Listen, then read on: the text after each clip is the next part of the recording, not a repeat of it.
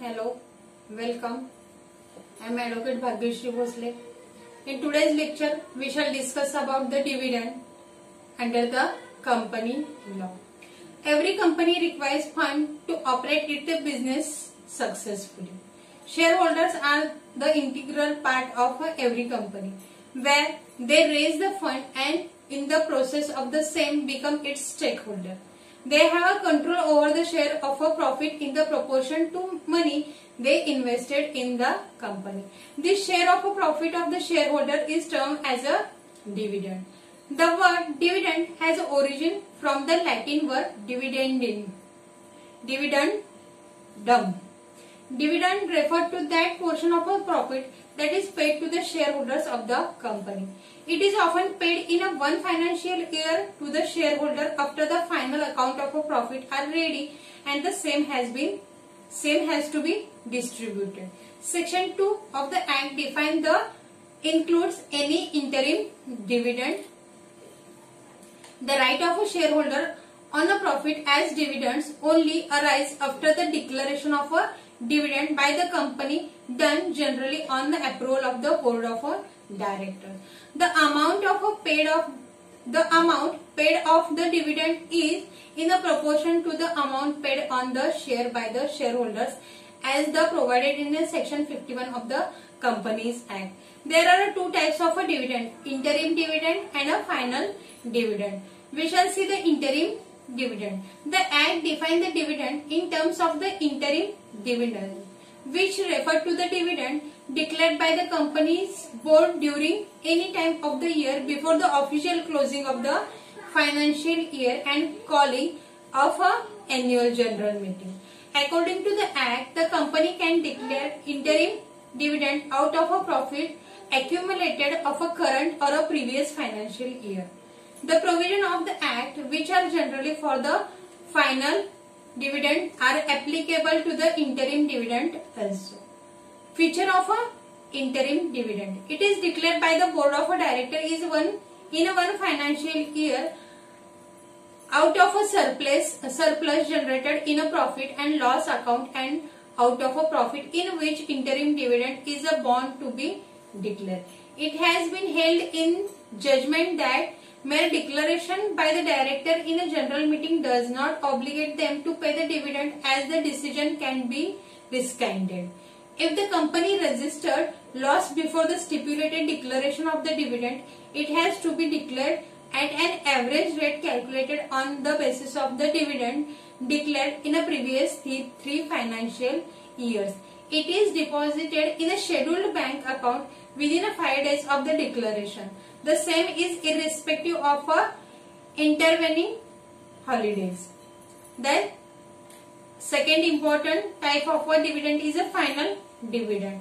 The dividend declared by the company after closing of the financial year and approval of the board of a director in annual general meeting. The term dividend used except in the definition of the Companies Act 2013 refers to the final dividends only. Majority of the provision for both the interim and final dividend are same, but there are some differentiated provisions for the interim dividend in the Act. The liability on default arise only in case of the declaration of a final dividend and not in case of the interim dividend. Then we shall see the provision regarding the declaration of the dividend. Section 133 of the Companies Act 2013 lays down the guidelines for the condition when the companies are permitted to declare or pay dividend in a financial year.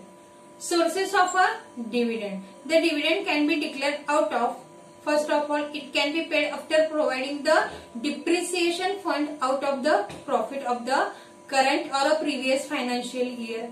The second source of a dividend is it can also be paid out of the money which central or a state government provide against the guarantee for the payment of the dividend. Then another important provision before paying the dividend is a transfer of a reserves. The company before declaring the dividend has to reserve the required amount of a cash to run the affairs of the company. These are appropriate reserve of the company to manage its affair. If the company decide to declare the dividends on the basis of the profit accumulated in the previous year, such a declaration has to be made on the basis of the prescribed rules, and dividend paid has to be from free reserve only. The dividend can be declared only after the approval of the board of directors, generally done in a general meeting. There cannot be any declaration of a dividend unless same is approved by the board of directors and by the central body of the company. Separate account for the dividend is also important. The amount of a dividend has to be kept in a separate account within 5 days from the date of its declaration. The amount of a dividend should be paid in a cash only. The dividend has to be paid only in a cash, include payment by cash or other electronic means also, and is payable only to the registered shareholder himself or to his banker. The objective of specifying the payment in a cash is to necessitate that some assets of the company have flown out of the to the shareholder. If there are a certain provision regarding the failure of a section 73 and 74 regarding the payment and declaration of the dividend. If a company fails to adhere to the provision in section 73 and 74 which are related to the borrowing from the public and repayment of the deposit, such a company cannot declare any dividend as long as failure continues. Then we shall see the provision regarding the unpaid dividend. In Companies Act, there is a provision regarding the unpaid dividend. Sometimes there may arise a situation that after declaration of the dividend remain unpaid or unclaimed and the amount may be unused in the bank. The Act well defines the provision in case such a situation arises. Transfer of a unclaimed dividend. Where the dividend has been declared by the company but has not been claimed by the shareholder within the 30 days, then within the 7 days of expiry of the 30 days, the company has to transfer the unpaid amount to the special account in the bank known as the unpaid dividend account. If the company defaults on transferring the amount to unpaid dividend account within a specified period, the company has to pay set interest on the sum unpaid at 20% per annum. After transferring money to the unpaid dividend account within a period of 90 days, the company is required to prepare a statement containing the names, addresses last known and the amount of a dividend to be paid to the shareholder and put the same on a website and on any other website provided by the central government for the same. The person claiming the amount transferred has to apply to the company for the payment of a dividend. If such a claim is not paid in required time, that means generally 7 years, then the company reveals the responsibility of holding the shares or reflecting it in its list of shareholders. Transfer of unpaid dividend to the Investor Education Fund.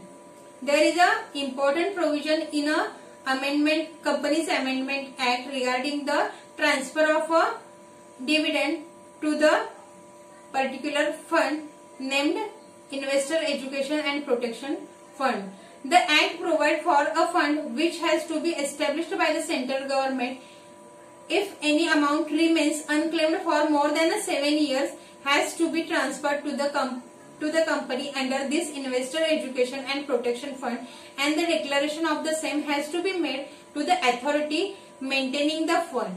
Moreover, the authority has also to issue a receipt of evidence of such a transfer, but there has to be a condition that the claimant can obtain it back from the fund whenever required. The fund also include grants by the government, donation made to the company, mature debentures and various other funds in the requirement of the Act. Penalty in case of the default. The company is liable to be penalized with a fine extending from 5 lakh to 25 lakh, and every particular officer responsible for it is to be punished individually with a fine from 1 lakh to 5 lakh. Then we shall see the provision regarding right to dividend. Section 126 of the Act provides that it is an instrument of a share has not been registered with the company, then the dividend against such a share is to be transferred to the unpaid dividend account under section 124 of the Act. This dividend had to be kept pending until specified by the registered holder of a such a share to transfer as specified. The dividend has to be paid by the company in the name of the registered shareholder and is the registered shareholder alone who claim the dividend. If the company fails to distribute the dividend, there are a certain provision. There arise a penalty if the company fails to comply with the provision of the Act regarding the failure to distribute the dividend. After the declaration of the dividend, company has to pay it within 30 days from the date of the declaration. It becomes a debt against the company and it deemed to be receivable by the member only in the year at which the member declared the dividend. If there is a default, then the director are liable to be punished with imprisonment, which may extend to 2 years, and with the fine, which would not be less than the 1,000 per day, which might continue till the default continue with the simple interest of 18%. Exception to default. No offence or default would have been committed in case of any of the following. First of all, if the dividend could not be paid by the reason of operation of the law, if the shareholder has given some special direction for the payment of a dividend which could not be complied and some has been communicated to him, if there is a dispute regarding a right to receive a dividend and same delay its payment, if the dividend has been adjusted against the due of the shareholder that he had to pay the company, if the delay in a payment was not due to the fault of the company. So, the provision regarding the failure to the non-payment of the dividend is not applicable in the above circumstances. Then we shall see the procedure of a declaration and payment of the dividend. There has to be well-defined procedure to be followed by the companies to declare and pay the dividend, which are as follows. Notification of the meeting of the director. Under section 173 of the Act, the matter relating to the dividend has to be declared in a meeting of a board of a director. The same has to be notified in the director. The same has to be notified to the director's consent. Hold required meeting is also important procedure in a declaration and distribution of the dividend. All the resolution relating to the dividend have to be discussed and passed in a board meeting. The resolution may include approving the annual account of the loss and profit, deciding the final amount of a dividend, determining the date of a book closure and approving the notice of an annual general meeting, as the same has to be discussed and approved in an annual general meeting of the company. Then we shall see the provision regarding the declaration of the dividend. After careful consideration and approval of the resolution, the company has to declare the dividend after the compulsory abiding by the provision of a section 123. It is not mandatory for the companies to declare the dividend every year, and the board of a director has a discretion to declare the dividend. There is no company law obliges a board of a director to use up all its profit by declaring the dividend. Then we shall see the provision relating to the open bank account relating to the dividend. A separate bank account has to be opened for making a dividend payment and credit the total amount payable within 5 days of the declaration. The dividend has to be paid to the shareholder in cash within 30 days from the declaration. The company has to also comply with the section 73 and 74 of the Act regarding the declaration and distribution of the dividend.